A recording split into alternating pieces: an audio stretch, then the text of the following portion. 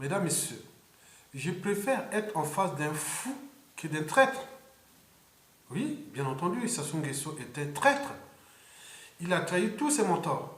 Ngwabi, Yombi, etc., etc.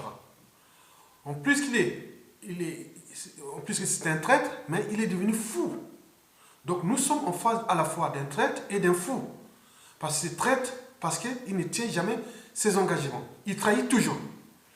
Et avec des risques de mort, d'homicide, volontaire ou involontaire. Il est fou parce que c'est dans la même folie. Donc il arrête arbitrairement, il torture, voilà, on connaît ça. Donc nous sommes en face d'un danger. Le danger, c'est Sassou. Tout sauf Sassou. Après, on verra. Voilà.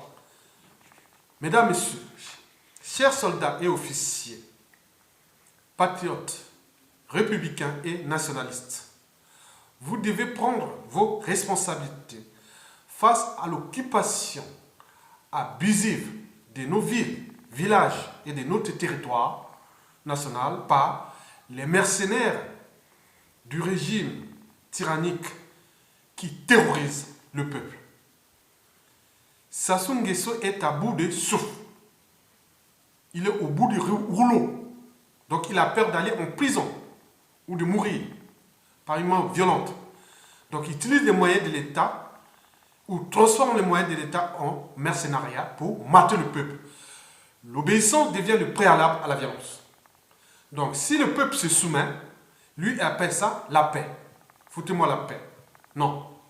Mesdames, Messieurs, il s'agit bien d'un appel à la légitime défense et à la protection du peuple souverain par nos armées. Oui, ce qu'on appelle vulgairement un coup d'État. Oui, nous devons préparer dans les solutions pour après cette désobéissance civile qui va commencer déjà fin mars et il va continuer. En même temps, nous devons préparer les conditions d'un coup d'État militaire. Voilà. Donc, chers opposants, donc, vous savez, l'union fait la force. Mais l'union n'est pas la fusion. L'union, c'est l'unité. Donc, face à l'injustice et au vu des éléments ou de la situation sociopolitique du pays, donc nous ne devons plus laisser libre cours à la division. Vous savez que Sassou Nguesso est dans l'illégalité. Il est hors la loi. C'est la barbarie, c'est la sauvagerie. Donc vous allez demander quoi? Des recours à la Cour constitutionnelle du dictateur?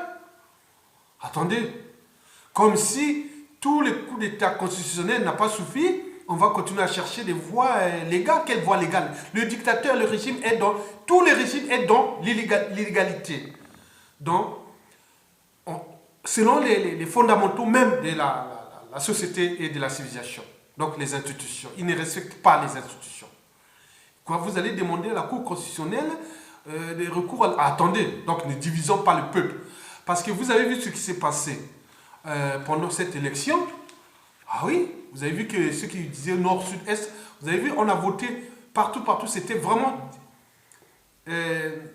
c'est-à-dire la diversité congolaise a exprimé son choix et ses votes.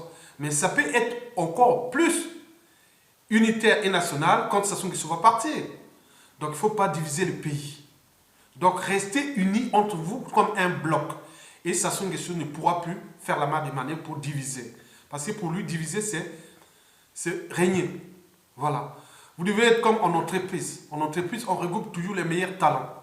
Et c'est pourquoi les entreprises ne posent pas de problèmes comme la politique. Donc si vous laissez Sassou diviser ces oppositions, ces candidats, pour les intérêts personnels ou des uns et des autres, mais attendez, le peuple sera toujours punir après. Parce que la punition, dès que ça se passe, il y a des langues qui vont se délier et après on vous dit, oui, un tel était un traître. Pourquoi on n'a pas arrivé? Parce que le jour était avec nous, le soir avec Sassou. Hein. Donc arrêtons ça. Donc allons dans le sens d'unité. Maintenant après, qu'est-ce qu'on fait? Donc comme je vous ai dit que si la désobéissance civile et puis l'insurrection armée ou militaire se fasse, et Sassou Nguesso tombe, il faut bien sûr expliquer aux Congolais pourquoi faire. Donc je dis qu'il n'y a pas de mobilisation profonde, sans un rêve commun, de lendemain à construire et de futur à édifier. Donc moi je pense que nous avons besoin au moins de 3 ans de travaux. 3 ans de travaux minimum. Je disais maximum 5 ans. Où nous aurons en charge la réforme d'abord de l'État. C'est-à-dire, nous allons restructurer nos forces, les forces armées, la force publique, le renseignement, les administrations, la justice, l'enseignement, l'économie. Donc tout ça, point, par des priorités que nous allons faire. Sachant que nous avons déjà un État en faillite. Il est en faillite. Le Congo fonctionne à l'intérieur du pays grâce à la fausse monnaie, fabriquée par qui permet de corrompre voilà. Donc c'est de la fausse monnaie. Il n'y a plus d'économie au Congo. Donc il faut réformer notre économie et créer du social. Parce qu'on ne fait pas du social sans argent. Donc il faut remettre à fond nos caisses. Il faut remplir à fond nos caisses. Voilà. Par des valeurs ajoutées nouvelles, économiques, d'autres modèles économiques, voilà, et des sociétés qu'il faut faire pendant cette période unitaire ensemble. Parce qu'un seul parti ne pourra pas faire. Ce n'est pas possible. Bon, il y a la question du devoir des mémoires. Donc on ne va pas l'oublier pendant cette période de travaux de 3, 4, 5 ans. Ensemble, on est dit pour éviter les amalgames. Donc les histoires des assassinats politiques, des génocides, nos petits-enfants, les dignes fils qui sont morts par des balles des Sassou et de ces mercenaires. Donc il faut voilà, la question des mémorials, des symboles, qu'il faut penser ça. Parce qu'un peuple qui n'a pas de mémoire, il sera toujours dans la récurrence des mêmes erreurs. Vous voyez comment aux États-Unis, en Europe, en Occident, en France, partout on commémore des choses parce que c'est l'histoire des peuples. Parce que s'il n'y a pas ça, mais non, on va croire que ça n'a pas existé alors que ça existait. Il y a eu bien un génocide au Congo. Il y a eu des choses, des assassinats politiques au Congo. Il y a eu bien... Donc il faut traiter ces problèmes-là dans le sens de la justice et du devoir de mémoire. Bon, après, il y a les institutions nouvelles, d'où l'idée que j'ai parlé de la République fédérale. Un pouvoir autogéré d'en bas vers le haut. Voilà, les régions-États. Une douzaine de régions-États. Voilà. Donc, le pouvoir au cœur des régions tribales. Comme ça, vous avez la charge de la répartition des compétences, la répartition des ressources, des finances. Maintenant, vous gérez votre région comme si c'était un mini-État au niveau du Congo. C'est l'histoire de Nord-Sud, non.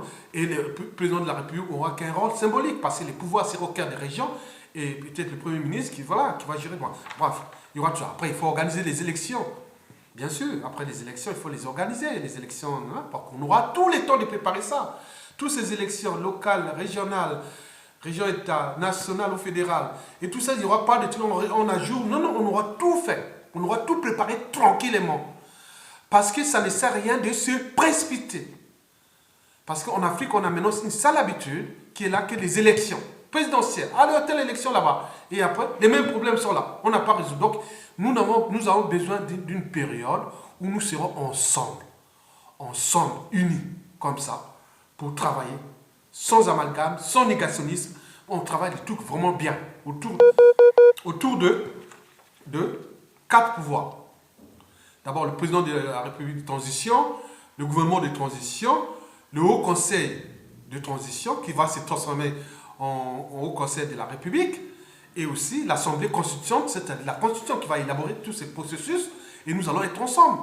Donc, pour travailler ça avec toutes les forces de la résistance qui sont là, d'autres sont au pays, d'autres sont à l'extérieur, nous allons travailler ça. Sinon, ça ne sert à rien parce que si on fait que, bon, il n'y a que des élections, vous verrez qu'aucune matière grise n'allait travailler avec ces pouvoirs. Ça se passe partout en Afrique. Hein.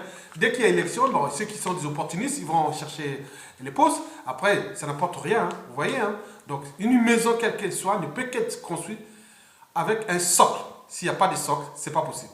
Je vous remercie et c'est ça, les enjeux.